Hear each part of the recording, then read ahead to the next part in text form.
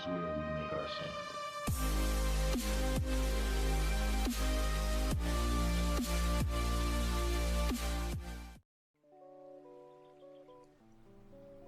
There are dozens of lists on the internet explaining why science fiction is in fact fiction. Most people know that Star Wars is wrong for having sound in space, and it would be so exciting without that sound, wouldn't it? Pick up your visuals, counting. Here they come.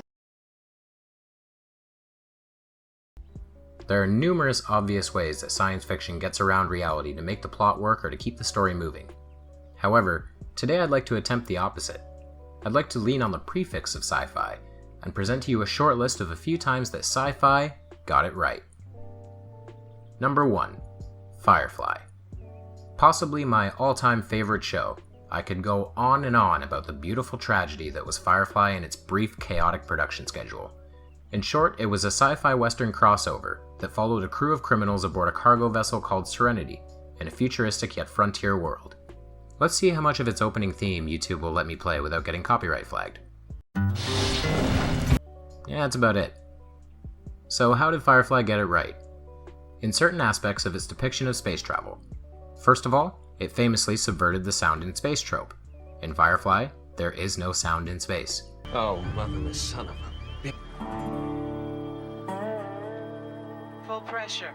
The goods must be intact. Yes, it does seem to make scenes feel a little deflated of tension, but that's space for you. It's largely boring. In addition, the vacuum of space is portrayed as a massive, empty void, much like it is in real life. Without a method for faster-than-light travel, it takes weeks or months for Serenity to reach a destination. Unless we get past that pesky distance problem, this is what real-world space travel will always be. Slow and boring. Just the way I like it. Lastly, there's a scene in one episode that's particularly realistic in regards to vacuum physics. Serenity suffers an explosion within her hull, and to stop the fire, a portion of the ship's oxygen is vented into space. While the special effects are somewhat lacking, this is early 2000s television, remember. The execution is pretty accurate. We can even briefly see the fire expanding outward rapidly to fill the vacuum, in accordance with the known laws of thermodynamics. Number 2. Dune. Now, to preface, I'm going to say that Frank Herbert's Dune is one of the best, if not the best, sci-fi novels ever written. It's also had a tragic history when it comes to faithful film adaptations. First there was the incredibly dense and way too weird David Lynch film, and then there was the quite accurate but still incredibly silly looking television miniseries, and that's without mentioning the Alejandro Jodorowsky version, which unfortunately never came to fruition. There is a new one in the works, which looks promising, as it comes from the studio that brought us the new Godzilla film, which is awesome by the way, and the same director who brought us an excellent film called Arrival. Anyway, Dune is notable for the planet that gives it its namesake.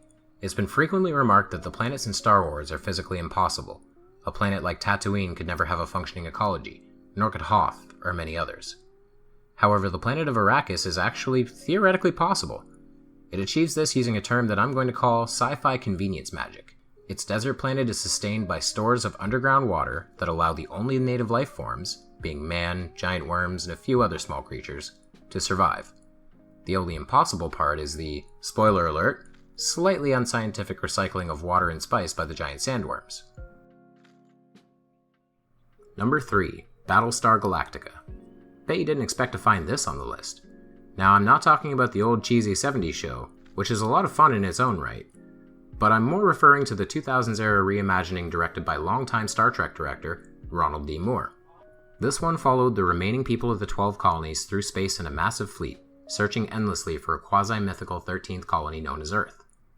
They are pursued by the Cylons, robots that rebelled and fought against humanity in a devastating war. Much of the show breaks rules, both in terms of plot development and scientific accuracy, but it's a very well-made 4 seasons. Even the season that was written during the infamous writer's strike, which resulted in around 8 or 9 episodes of wasting time with things like an homage to the Red Baron. However, there is one aspect of the show that I find particularly noteworthy, which is the titular battleship that it revolves around. The Galactica screams realism, built like an industrial horror comparable to the mess that was the Mir space station. Over the course of the 4 seasons, the ship suffers from visible wear and tear, with hull damage increasing and internal compartments looking more and more battered. The most interesting part to me is that, like current space stations, the Galactica, due to its size, was built in space and cannot fly within a planet's atmosphere. It's too heavy. In one episode, this gets highlighted in a climactic battle scene. The Galactica is forced to use its faster-than-light technology to briefly jump into a planet's atmosphere, launch a squadron of strike craft, and then jump out again. All hands, brace for turbulence.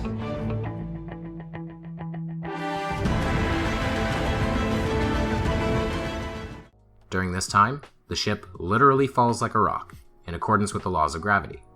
There's even a nice display of gravity and physics at work. Number 4. Eureka! No, I'm not doing a bad impression of Archimedes. Eureka was a sci-fi show set in a wonderfully conspiracy-friendly setting. The titular town is owned by the United States government and is a picturesque village in which brilliant scientists have been developing basically every giant leap in science that has occurred since the 1940s. The central character of the show is a small town sheriff who replaces the town's former sheriff, and his entire purpose seems to be to point out that nerds frequently think way too hard. Well, because Taggart said that the combustion was caused by meson particles coming from a solar flare. I'm no astrophysicist, but I don't think there are a lot of solar flares inside a house. He's right. Really? Could you not act so surprised? I won't get too specific about its scientific accuracy, as it does toe the line, but it frequently draws on real-world scientific concepts that actually theoretically work. For instance, an episode called What About Bob is built on a real experiment known as Biosphere 2. A large portion of the later episodes deal with a potential space visit to the Saturn moon Titan, and are, for the most part, accurate to Titan's physical properties as far as we know. Unfortunately, Eureka was cancelled after 5 seasons. Better than Firefly did, at least. But it ended on a cliffhanger and could have easily managed a solid 2 or 3 more seasons. Number 5. Sunshine. It wouldn't surprise me if most people missed this sci-fi sleeper hit. Its plot is as lame as it is analogous to the plots of The Core or Armageddon. A team of scientists must go to a dying sun and reignite it using a fictional high-yield explosive. However, Sunshine's beauty is not in its by-the-numbers script, but in its near-flawless execution. The acting talents of Cillian Murphy, who starred in my favorite zombie movie ever. Oh, great, Valium. Not only will we be able to get to sleep, but if we're attacked in the middle of the night, we won't even care. 2 each.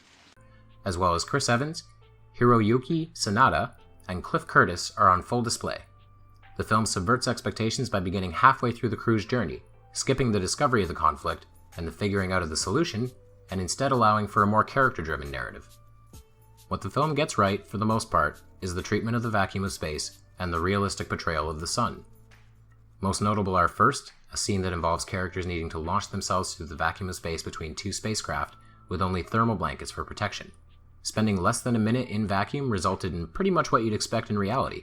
Serious damage, but not necessarily fatal. Later, another character drifts through space, out past the ship's solar shield, and immediately disintegrates from the heat of the nearby sun. As far as the sun goes, Sunshine makes a point to showcase how powerful the sun's mass is.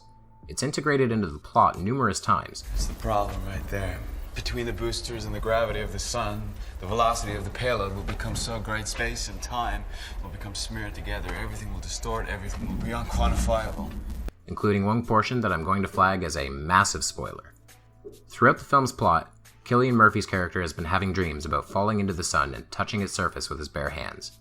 Then, at the close of the film, the spacecraft falls into the sun, and as a wall of fire breaches into the room, the sun's mass causes time to dilate, and the sun stops for just a few seconds, allowing Murphy's character to briefly and literally touch the sun before it finally consumes him. Number 6. Alien. Another movie that isn't exactly regarded as hard sci-fi. Of course, many elements of this classic slasher in space are completely fantastical, often to make a point. For instance, the design of the xenomorph was said by H.R. Geiger to be specifically made to make men uncomfortable, including the violent way in which the alien reproduces. A brilliant design for a brilliant film. So, what's accurate about Alien? Arguably, its setting. The universe of Alien is an industrial hellscape, something controlled by private companies and deliberately reflective of this in the design of the ship interiors and equipment. It's very likely that the future in space will have something in common with the predictions of the Weyland-Yutani verse. Number 7. Elite Dangerous. The only video game to make the list. Everyone knows by now I love this game, to the point of utilizing it to help make my videos. It's a futuristic spaceflight simulator which I tend to describe as if Microsoft Flight Sim made a Star Trek game. Damn near every single aspect of space travel is accurately represented in this game. Astronomical distances make the trip from A to B long, empty, and boring, even when moving faster than the speed of light. The planets in the game have true-to-life rotational speeds and orbital periods, including such in-depth information as atmospheric makeup, periapsis, and more. One is even able to land on many of them and explore them sandbox style. Several planets and stars are, or are inspired by, real astronomical objects. Local stars are there, as well as many planets like the coal-black TRES-2b, the ultra-cool red dwarf TRAPPIST-1 and its 7 planets, and more.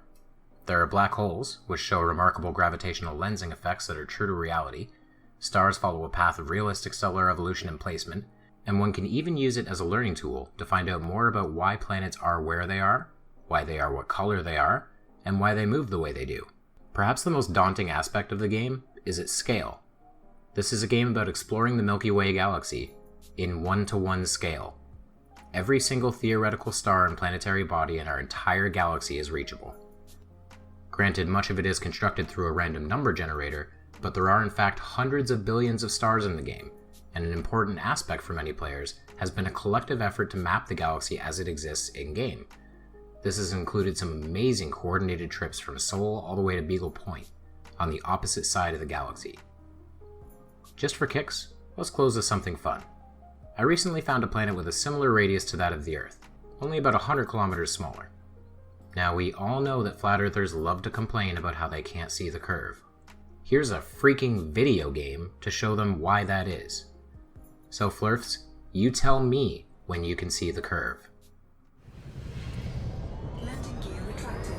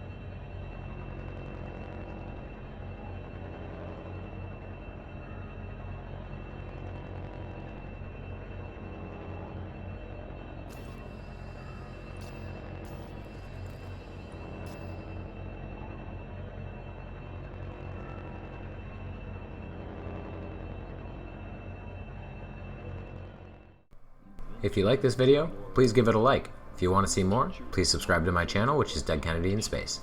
If you want to support me further, consider donating on Patreon or purchasing some of my work through Amazon or Teespring. Thank you, and I'll see you over the curve, Space Cowboys. Lived there, on the mote of dust, suspended in a sunbeam, in a vast cosmic arena.